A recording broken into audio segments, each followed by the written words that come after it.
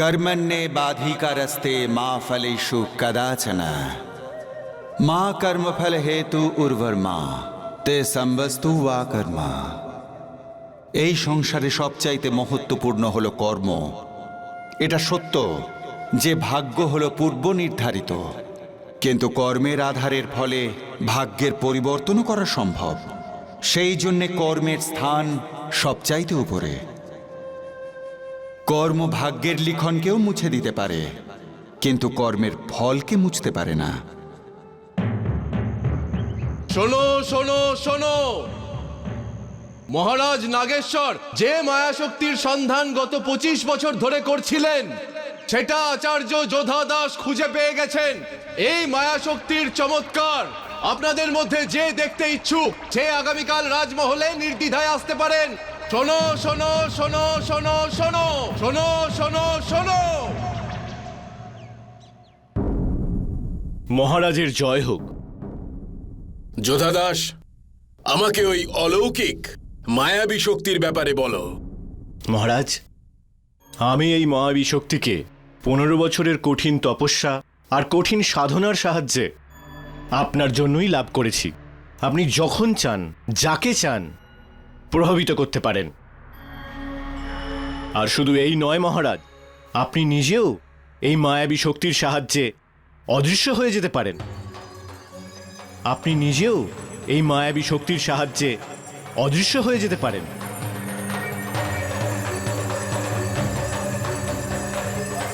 বাহ যোধা দাস, বাহ, খুব ভালো।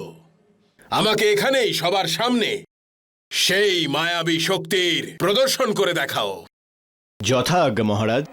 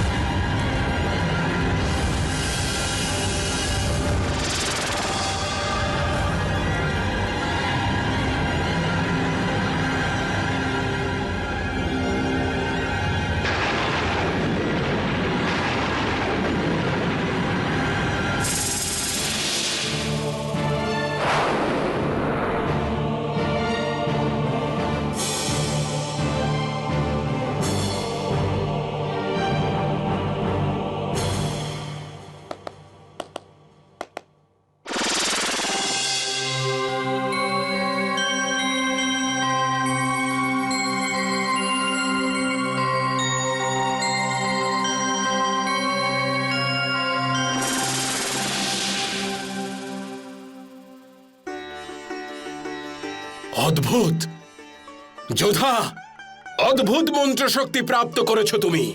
বাহ, আমি তোমাকে নিয়ে গর্বিত। তুমি আমার বহুদিনের স্বপ্নকে সত্যি করে দেখিয়েছো। এখন আমাকে আর কোনো শত্রু পরাস্ত করতে পারবে না। আমি যখন চাইবো অদৃশ্য হয়ে যাব, আবার যখন চাইবো দৃশ্যমান হব।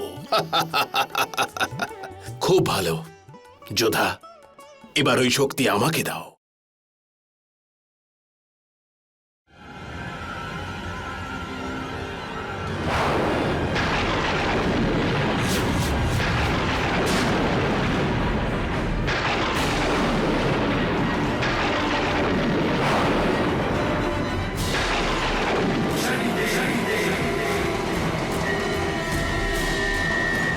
মহারাজ, এই মন্ত্র উচ্চারণ করার পরে আপনি যে সমস্ত মানুষ এবং বস্তুর ব্যাপারে ভাববেন, তারা সব অদৃশ্য হয়ে যাবে। সুন্দর, অতি সুন্দর যোধা। যোধা, আমি তোমার উপর খুব খুশি হয়েছি। কাল আমি তোমাকে সেই পুরস্কার দেব যা এর আগে তুমি কখনো পাওনি, আর এর পরেও তুমি কখনো পাবে না। Shani de, shani de, shani de, shani de, shani de.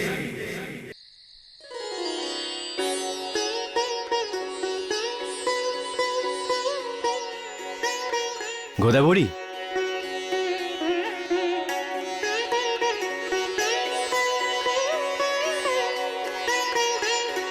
Godavari, তোমার শনি পুজো সফল হয়েছে। মহারাজ আমার মায়াবী শক্তি দেখে খুব খুশি হয়েছেন। জানো তুমি, আগামীকাল সভাকক্ষে উনি আমাকে সম্মানিত করবেন। এটা আপনার 15 বছরের পরিশ্রম আর নিষ্ঠার ফল। আমি তো শুধু এটুকুই চাই যে শনিদেবের কৃপায় আপনার খ্যাতি যেন সারা বিশ্বে ছড়িয়ে পড়ে। পিতা, দেখুন আমি কত সুন্দর সুন্দর আর রঙিন পাথর নিয়ে এসেছি। মাধব, তোমার পুস্তকগুলো কোথায়? মা, পুস্তক আমি নদীতে ফেলে দিয়েছি। তুমি তো জানো আমার পড়াশোনা একেবারেই ভালো লাগে না, আর গুরুদেব আমাকে রোজ বকা দেন। সেই জন্য আমি পুস্তক নদীতে ফেলে দিয়ে এই সমস্যারই সমাধান করে দিয়েছি। তোর পিতা একজন এত বড় বিদ্বান মানুষ, আর তুই এই পৃথিবীর সবচেয়ে বড় মূর্খ। দাঁড়া, আজ আমি তোর মজা বের করছি। চল আমার সাথে। গুরুমাতা, একে ছেড়ে দিন। একে মারধর করে কোনো লাভ হবে না। ও ঠিক কথাই বলছে গোদাবরী। মাধবের যখন পড়াশোনায় মন নেই, তখন কেই বা কি করতে পারে। বাবা, তুমি একটা কাজ করো, কালকে আমার সঙ্গে রাজমহলে যাবে, ঠিক আছে? ঠিক আছে। যাও। তোমার প্রশ্রয়ে ও একেবারে বিগড়ে যাচ্ছে।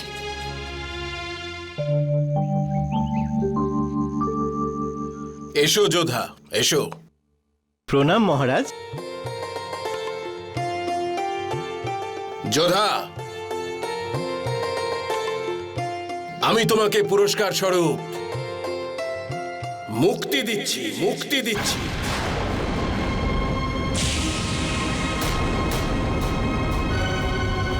মুক্তি, এই জীবন থেকে মুক্তি।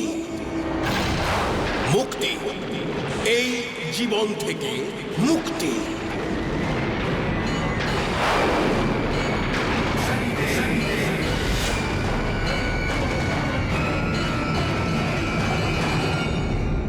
মহামন্ত্রী,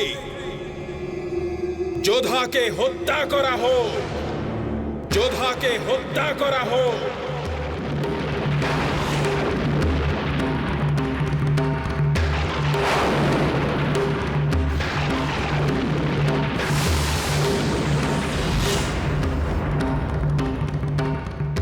মহারাজ, এ আপনি কি বলছেন? মহারাজ আমাকে বলুন তো, আমার ভুলটা কি হয়েছে? যোধা, তোমার ভুল একটাই যে আমি ছাড়া ওই মায়াবী মন্ত্র তুমিও জানো,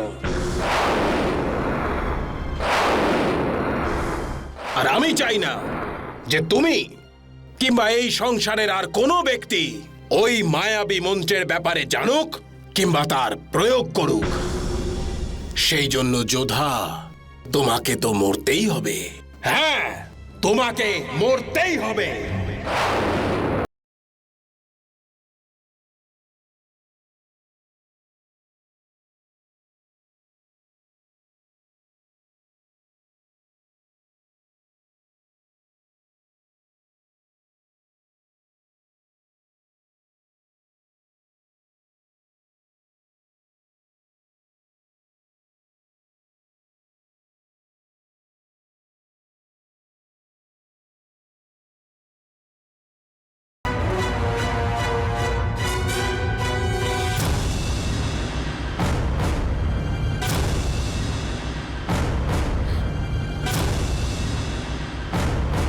মহারাজ, না, এ তো অধর্ম, অন্যায়। আমাদের উপর দয়া করুন মহারাজ। আমরা আপনি যা বলবেন তাই করব। আমাদের আপনি কারাগারে পাঠিয়ে দিন। আমাদের দয়া করুন মহারাজ। ছেড়ে দিন ওকে মহারাজ, না ওকে ছেড়ে দিন, ছেড়ে দিন।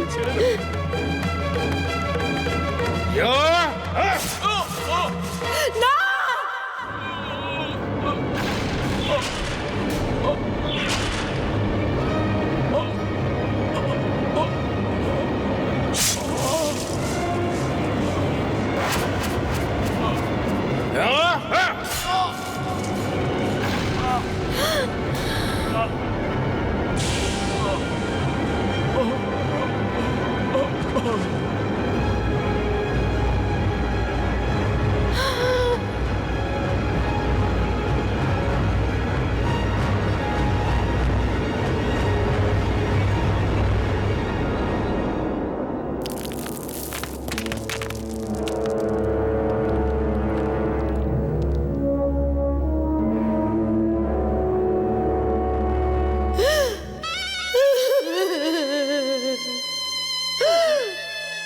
এসব কি হলো?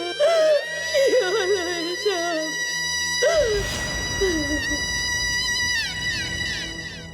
মহামন্ত্রী, যোধার পরিবারের সমস্ত দায়িত্ব আজ থেকে রাজ্যের। আজ থেকে ওর পরিবারের যেন কোনো কষ্ট না থাকে।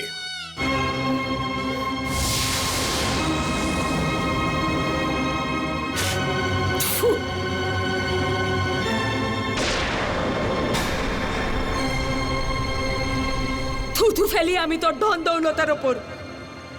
নীচ, পাপী, অধার্মিক, দেখিস একদিন আমার স্বামীর মৃত্যুই তোর বিনাশের কারণ হবে। আমার স্বামীর মৃত্যুই তোর বিনাশের কারণ হবে। সৈনিকেরা, ধরো এদের দুজনকে, আর এদেরকেও মৃত্যুদণ্ড দাও।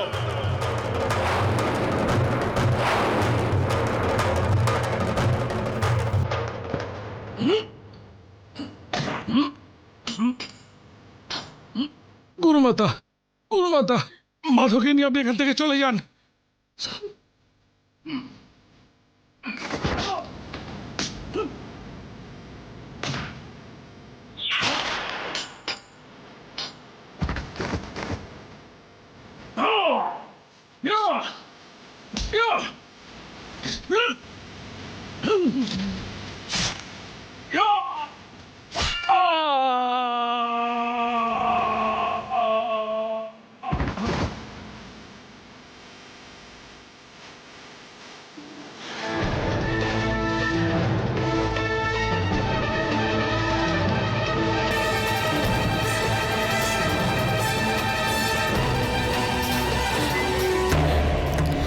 মা, মা আর যেতে পারছি না।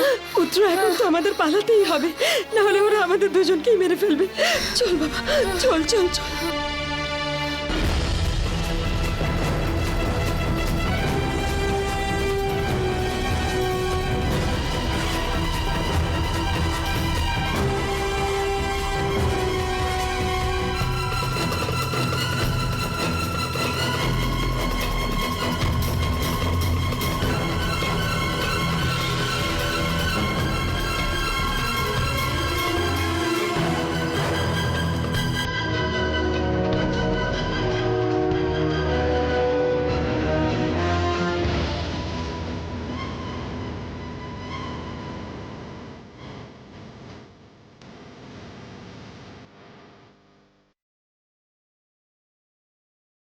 এই শনিদেব আমাদের রক্ষা করুন। আমি চিরকাল আপনার পুজো করেছি, আর আমার সাথে এসব অন্যায় হচ্ছে। আমার বাচ্চাকে রক্ষা করুন শনিদেব, আমার বাচ্চাকে রক্ষা করুন।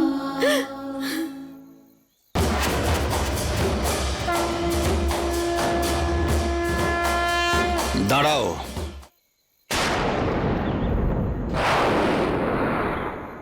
আপনারা এইভাবে মন্দিরে প্রবেশ করতে পারেন না। পুরোহিতমশাই, আমরা একজন অপরাধী মহিলাকে খুঁজছি, আরো এই মন্দিরেই এসেছে। এই মন্দিরে তো আমি থাকি, এখানে কোনো অপরাধীর আসার প্রশ্নই থাকতে পারে না। পুরোহিতমশাই, আপনি সরে যান, এটা মহারাজের আদেশ। ওই অপরাধী মহিলাকে শাস্তি দিতেই হবে। আসুন।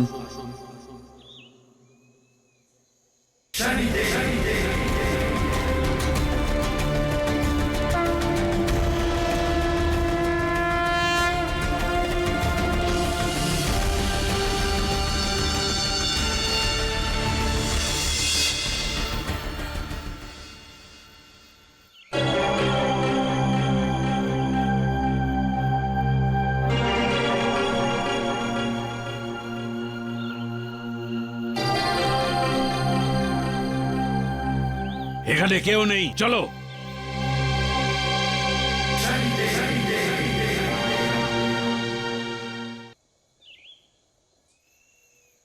বোন,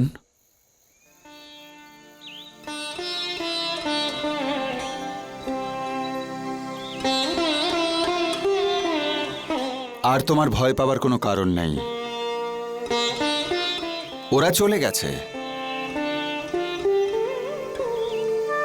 পূজারী দেব, আজ তো আমরা বেঁচে গেলাম, কিন্তু ওরা আমাদের কিছুতেই ছাড়বে না। আমি নিজের জন্য চিন্তা করছি না, কিন্তু আমার বাচ্চাটার কি হবে?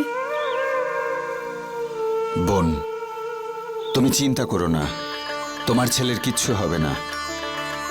আজ থেকে তোমরা এই মন্দিরেই থাকবে। যাও, এই মন্দিরের পিছনে একটা কুটির আছে, সেখানে গিয়ে বিশ্রাম করো।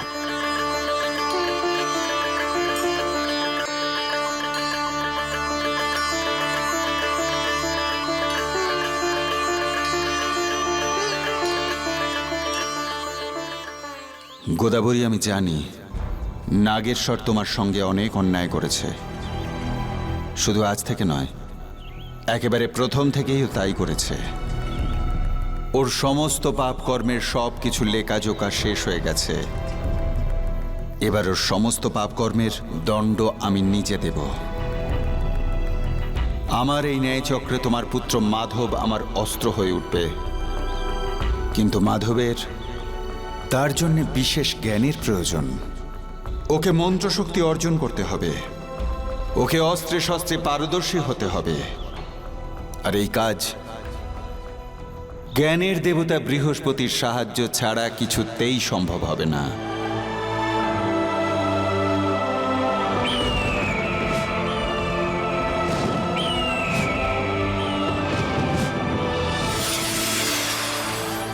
বৃহস্পতি দেবকে আমার প্রণাম।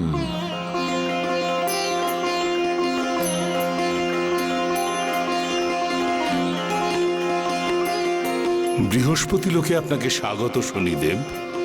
বলুন, আমি আপনাকে কি সাহায্য করতে পারি? আজ আমি আপনার কাছে একটা বিশেষ প্রয়োজনে এসেছি। পৃথিবীতে ওই বালক খেলে বেড়াচ্ছে, দেখছেন?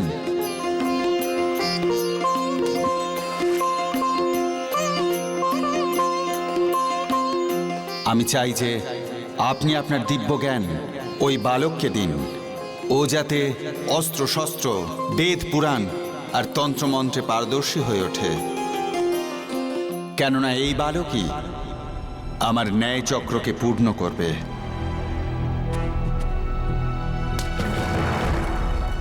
শনিদেব, আমি বালককে দিব্য জ্ঞান তো দূরের কথা, সাধারণ জ্ঞানও দিতে পারি না।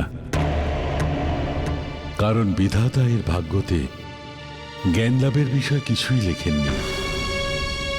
একে সাধারণ জীবনই কাটাতে হবে। বৃহস্পতি দেব, এ আপনি কি বলছেন? আমি সত্যই বলছি শনিদেব, যার ভাগ্যে অজ্ঞানী হয়ে বাঁচা লেখা আছে, তাকে জ্ঞান কিভাবে দেব আমি? এই কার্যের জন্য আপনি আমায় ক্ষমা করবেন শনিদেব। বৃহস্পতি দেব, যদি কেউ নিজের কর্ম দিয়ে জ্ঞান অর্জন করতে চায় তখন? এটা সত্য শনিদেব, মানুষ নিজের ভাগ্যের দ্বারা কর্ম করে। মাধবের ভাগ্যে জ্ঞান লেখা নেই, সেই জন্যে ও জ্ঞান লাভ করার জন্যে কোনো কর্মই করবে না। এর অর্থ হলো এই যে ভাগ্যই সবার উপরে, কর্মের কোনো মাহাত্ম্যই নেই। হ্যাঁ শনিদেব, মানুষ ভাগ্য অনুসারেই কর্ম করে। কর্মের আধার ভাগ্য হতে পারে না, ভাগ্যের আধার হলো কর্ম। আমি মাধবকে দিয়ে সেই কর্ম করাবো যা ওর ভাগ্যকে বদলে দিতে পারে। যা ওর ভাগ্যে লেখা নেই সেটাও কর্ম দিয়ে প্রাপ্ত করবে। আমি কর্মের চাবি দিয়ে ওর ভাগ্যের সব বন্ধ দরজা খুলে দেব বৃহস্পতি দেব। শনিদেব, আপনি তো একে কাজ করিয়ে নেবেন, কিন্তু ওর ওই কর্মের ফল পাবে না। তা কিছুতেই হবে না বৃহস্পতি দেব, কেননা কর্মের ফল আমার ন্যায়ের সিংহাসন নির্ধারণ করে।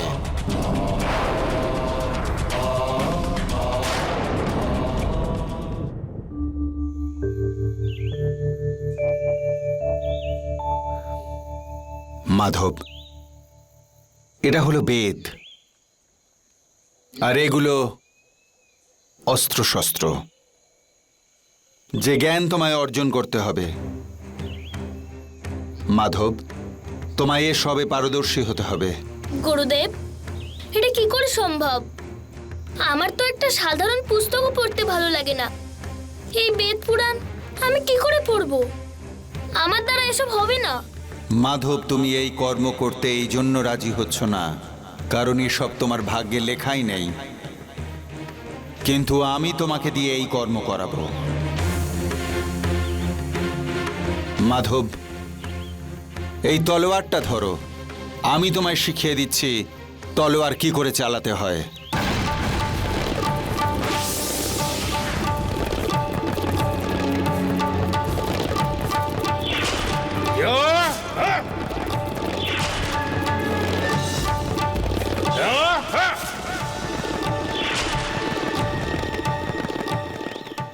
না, আমি এটা পারবো না।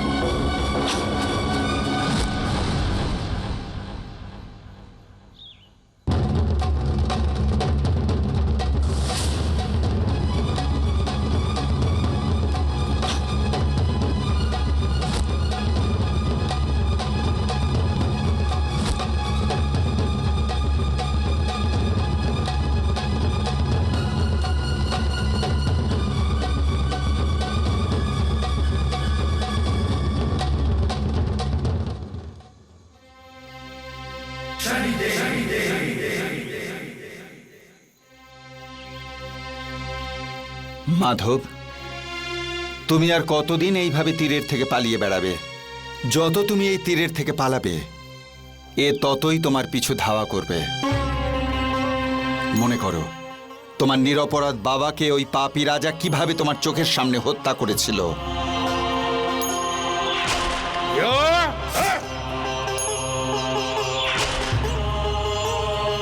তোমার মায়ের সিঁথির সিঁদুর মুছে দিয়েছিল। কি হলো এসব?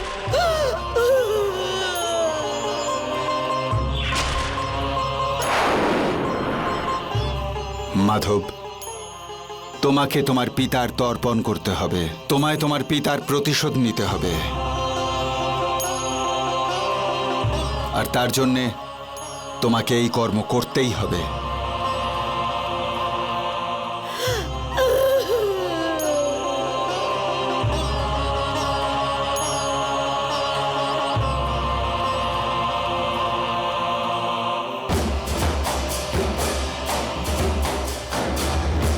গুরুদেব,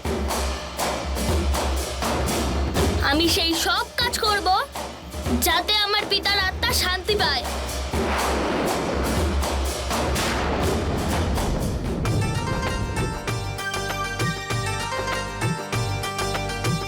कर्म बड़ा की भाग्य बड़ा, कैसे हो इसका निवारण। कर्म बड़ा की भाग्य बड़ा, कैसे हो इसका निवारण। कर्म योगी ही बदलता है जगत में अपना जीवन, जगत में अपना जीवन। বৃহস্পতি দেব, আজ মাধব নিজের কর্মের বলে সেই সব কিছু অর্জন করেছে যা ওর ভাগ্যে লেখা ছিল না। কিন্তু বৃহস্পতি দেব, এই জ্ঞান আপনার আশীর্বাদ ছাড়া অসম্পূর্ণ থেকে যাবে। আপনি ঠিকই বলছেন শনিদেব।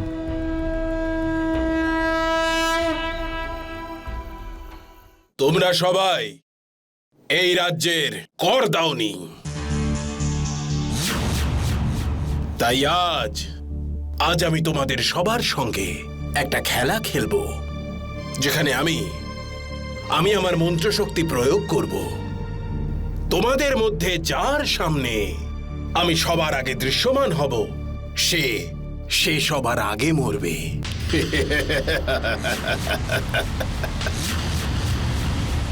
তাহলে শুরু করা যাক এই মৃত্যুর খেলা।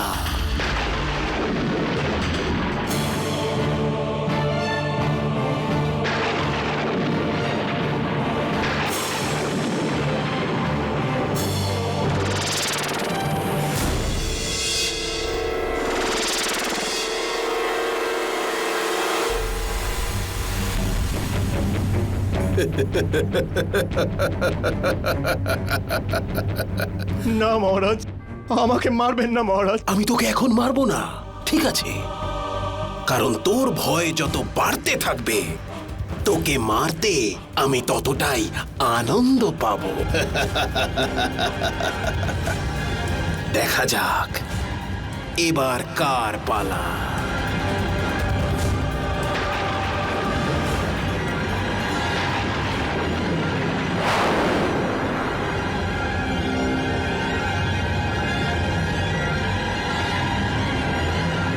এই মন্ত্র কাজ করছে না কেন? আর কাজ করবেও না, কারণ আমি এই মন্ত্রকে বেঁধে দিয়েছি।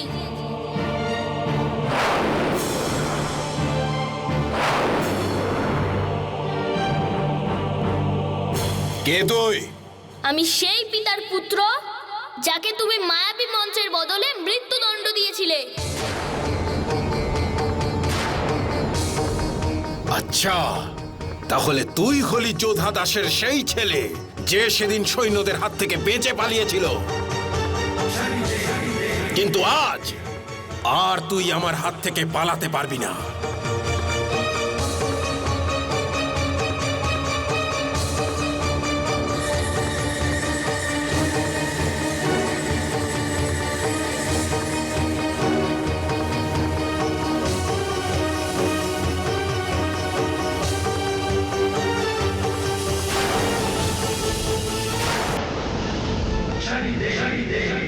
সৈনিকেরা, ধরো এদের দুজনকে।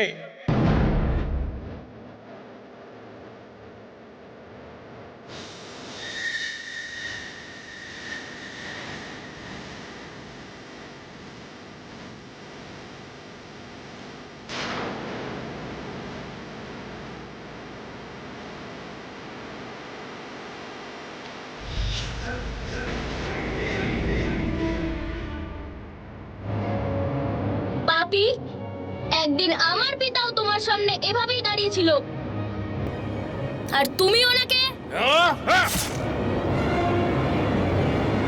আজ আমি তোমাকে জীবিত ছাড়বো না। বালক,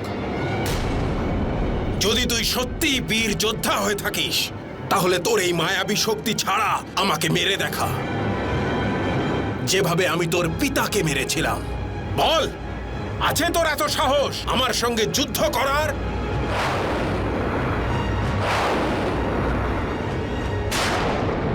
ঈশ্বর, আজ এই রাজসভাতেই আমি তোমাকে তোমার পাপের দণ্ড দেব।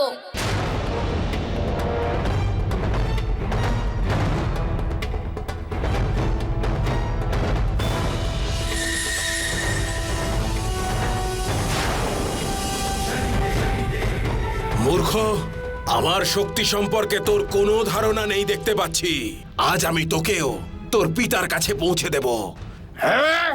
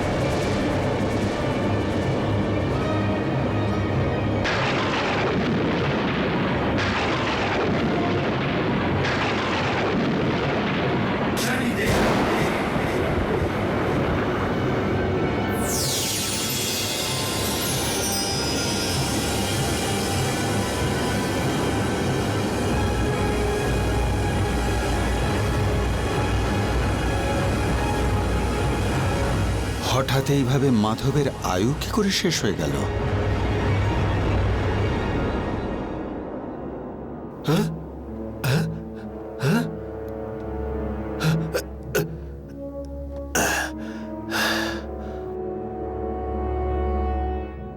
দেখলে, যে আমার সামনে আসবে এইভাবেই মরে যাবে।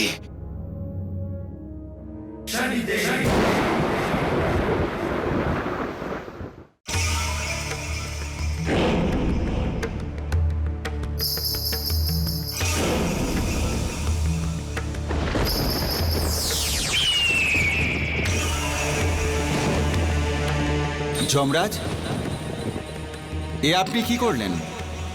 আপনি মাধবের প্রাণ হরণ করতে পারেন না। শনিদেব, মাধবের আয়ু পূর্ণ হয়েছে,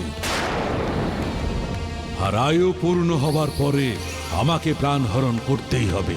তাহলে তো আমার ন্যায় চক্রই থেমে যাবে। একজন পাপী তার পাপ কর্মের দণ্ডই পাবে না।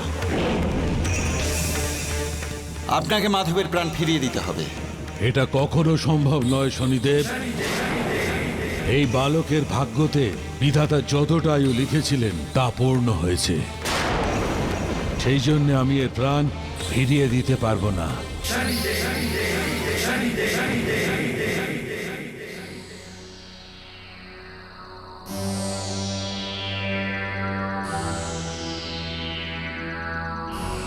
শনিদেব, যে কারোর ভাগ্য তার পূর্বজন্মের কর্মের আধারের উপর নির্ভর করে। ব্রহ্মদেব, এই বালক এই জন্মে যে কর্ম করেছে তার কি হবে? আপনার এই ভাগ্যচক্র তো আমার ন্যায়চক্রকেই থামিয়ে দিচ্ছে। ব্রহ্মদেব, আপনাকে ওই বালকের জীবনের বিধানকে বদলাতে হবে।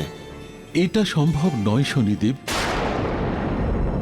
আপনি ওকে শিক্ষাদান করে ওকে দিয়ে কর্ম তো করিয়ে নিয়েছেন, কিন্তু ওর দ্বারা করা কর্মের ফল ওর ভাগ্যতেই ছিল না। যদি তাই হয় ব্রহ্মদেব, তাহলে কর্মের কোনো অর্থই রইল না। যদি ভাগ্য দ্বারাই সবকিছু নির্ধারিত হয়, তাহলে সত্য অসত্য, পাপ পুণ্য, ভালো মন্দ এইসব কর্মের কোনো গুরুত্বই রইল না। ব্রহ্মদেব, যদি মানুষের কর্মের কোনো গুরুত্বই না থাকে, তাহলে তার কর্মের সঙ্গে ন্যায় কেন করা হবে? মহাদেব আমাকে ন্যায়ের সিংহাসনে বসিয়েছেন কেন?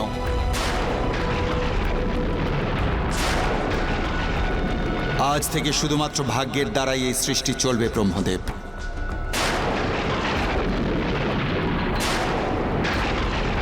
আর যদি সমস্ত কিছু ভাগ্যই নির্ধারণ করে, তাহলে এই ন্যায়ের সিংহাসনের কোনো প্রয়োজনই নেই।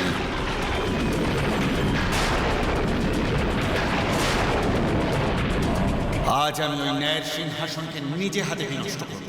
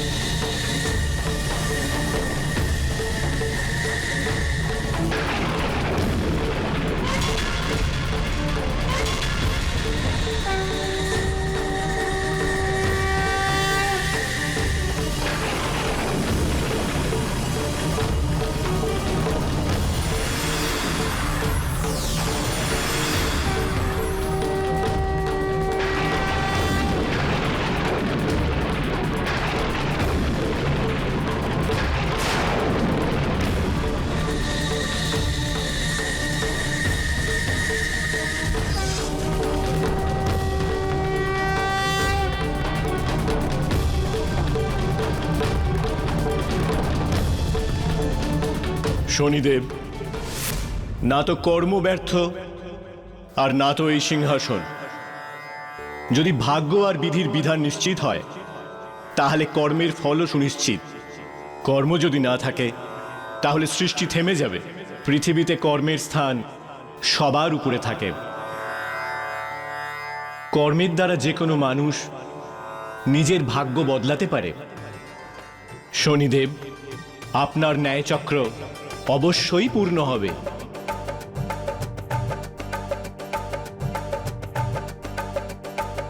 আমি কৈলাসপতি শিব, এই সৃষ্টির ধ্বংসকর্তা এবং জীবন দানও করে থাকি। আজ আমি মাধবের কর্মের ফলস্বরূপ ওকে ওর জীবন ফিরিয়ে দিচ্ছি। बदलता है जगत में अपना जीवन, जगत में अपना। দেখলে মহামন্ত্রী, এই বালক আমাকে মারতে এসেছিল। দেখো, নিজেই এখন এই চিতাতে শুয়ে আছে। আগুন লাগিয়ে দাও এই চিতাতে।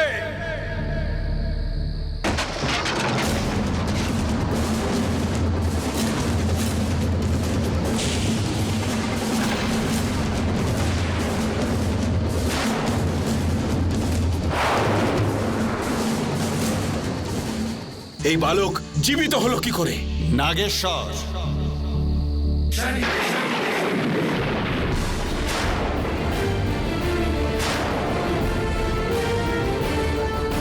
এ তোমাকে মৃত্যু দিতে আর পিতৃঋণ শোধ করতে এসেছে।